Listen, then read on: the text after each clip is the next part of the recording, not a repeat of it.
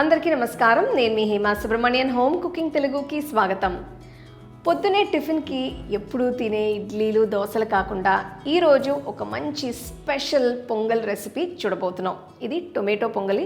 ఎప్పుడైనా విన్నారా? ఇంట్లో ఎప్పుడైనా ట్రై చేశారా? లేకపోతే ఈ రెసిపీ మీరు తప్పకుండా ట్రై చేయాలి. సో ఎలా చేయాలో చూద్దాం రండి. టొమాటో పొంగల్కి ఫస్ట్ మనం టొమాటో ప్యూరీ చేసుకోవాలి. దీనికి మిక్సర్ జార్లో 4 మీడియం సైజ్ టొమాటోస్ని కట్ చేసి వేస్తున్నాను. మంచి పండిన టొమాటోస్ తీసుకోండి, ఇప్పుడు టేస్ట్ ఫ్లేవర్ బాగుంటుంది.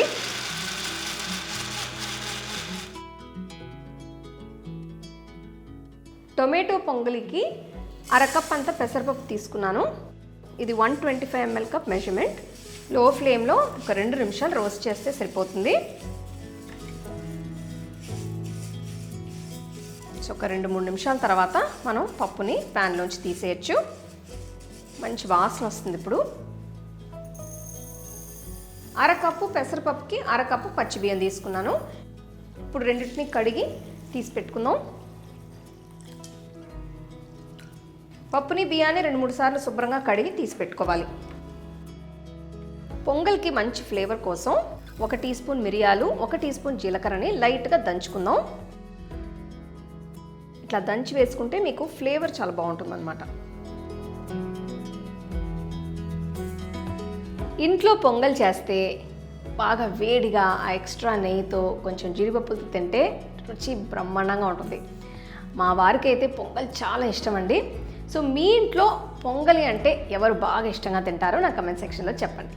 నేను పొంగల్కి నెయ్యిలోనే తాలింపు వేస్తున్నాను. సో ఫస్ట్ మనం అన్నం పప్పు ఉడకపెట్టుకోవాలి. దీనికి కుక్కర్లో 1 టేబుల్ స్పూన్ నెయ్యి వేస్తున్నాను. నెయ్యి వేస్తే మీకు పొంగల్ రుచి చాలా బాగుంటుంది. బట్ మీకు కావాలంటే మీరు నూనెలో కూడా ఇది వండుకోవచ్చు. నెయ్యి కరిగిన తర్వాత కుక్కర్లో టొమాటో ప్యూరీని వేసుకుందాం. సో ఇప్పుడు ఫ్లేమ్ హైలో పెట్టి ఆ ఎక్స్ట్రా నీరు, ఆ మాయిశ్చర్ అంతా పోయేంత వరకు బాగా ఉడకాలండి.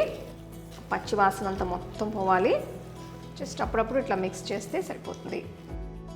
ఒక 2 మినిట్స్ తర్వాత దీంట్లో 1 టీ స్పూన్ ఉప్పు, 1/2 టీ స్పూన్ పసుపు వేస్తున్నాను. వేసి బాగా మిక్స్ చేసేయాలి. ఆ ఎక్సెస్ మాయిశ్చర్ అంతా ఇవాపరేట్ అయ్యి చూడండి, టొమాటో ప్యూరీ బాగా దగ్గర పడింది. ఆయిల్ అంతా కూడా బాగా రిలీజ్ అయింది. ఈ పాయింట్లో కడిగి పెట్టుకున్న బియ్యం పప్పుని వేసేద్దాం. చూడండి, టొమాటో ప్యూరీతో బాగా మిక్స్ చేసుకోవాలి. కలర్ చూడండి ఎంత బాగుందో. మనకి మంచి టొమాటో ఫ్లేవర్ వస్తుంది అనమాట. చాలా డిఫరెంట్గా ఉంటుంది. దీంట్లో నేను 4 కప్పులు నీళ్ళు పోస్తున్నాను. రేషియో ఏంటంటే 1:4. 1/2 కప్పు బియ్యం, 1/2 కప్పు పప్పు, అది మొత్తం కలిపి 1 కప్పు వస్తుంది. 1 కప్పుకి నేను 4 కప్పులు నీళ్ళు పోస్తున్నాను. మంచి ఎర్ర కలర్లో ఉంది చూడండి, చూస్తానికి అసలు ఎంత బాగుందో. బాగా మిక్స్ చేసేసి ఇప్పుడు మనం కుక్కర్ని మూసేద్దాం. బాగా గుజ్జుగా రావడానికి మీడియం ఫ్లేమ్లో ఒక 5 విసిల్స్కి ఉడకపెట్టుకుందాం.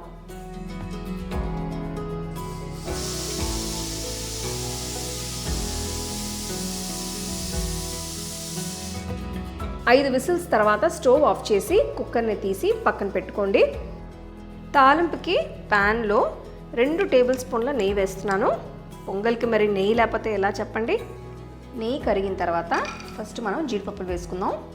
మీకు ఉప్మా పొంగలిలో జీడిపప్పులు ఎక్కువ ఉంటే ఇష్టమా, కొంచెం తక్కువగానే ఇష్టమా, నాకు కమెంట్ సెక్షన్లో చెప్పండి.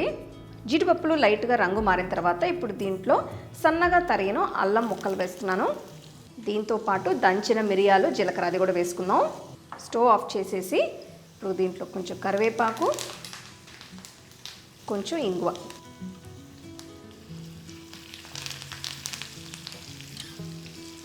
ఒకసారి మొత్తం కలిపేసి ఇప్పుడు ఈ తాలింపుని మనం అట్లానే పొంగల్లో వేసుకోవాలి. మొత్తం బాగా కలిపేసేయాలి. చూడండి ఎంత పర్ఫెక్ట్గా ఉడికిందో చూడండి, బాగా గుజ్జు గుజ్జుగా చాలా బాగుంది.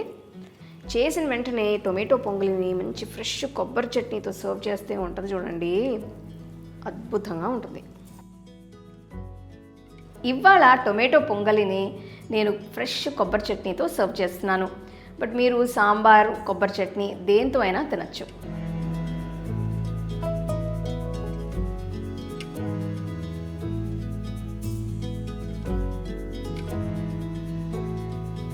టొమాటో పొంగల్ని నేనైతే కొబ్బరి చట్నీతో ఎంజాయ్ చేయబోతున్నాను.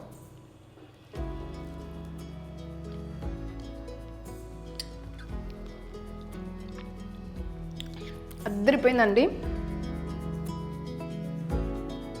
అసలు ఆ పొంగల్ నోట్లో వెళ్ళిన వెంటనే అట్లా కరిగిపోతుందండి. మిరియాలు ఆ జీలకర్ర దంచి వేసాం కాబట్టి ఫ్లేవర్స్ ఇంకా బాగుంది. సో ఈ రెసిపీని తప్పకుండా మిస్ చేయకుండా ఇంట్లో ట్రై చేసి ఎలా ఉందో నాకు చెప్పాలి. ఇంకొక మంచి రెసిపీతో మళ్ళీ మిమ్మల్ని కలుస్తాను. అంతవరకు సెలవు.